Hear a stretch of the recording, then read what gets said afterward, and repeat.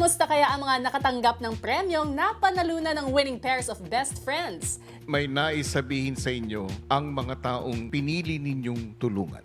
Hi, Shing and Rain.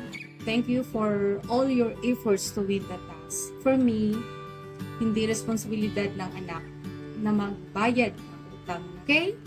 Bye! Nagawa ko po yun for her. And kahit na nagnanay mode siya doon, she said,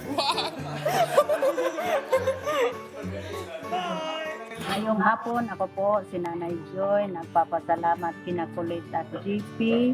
May panguna na ako sa tindahan. Maraming salamat po. I love you all.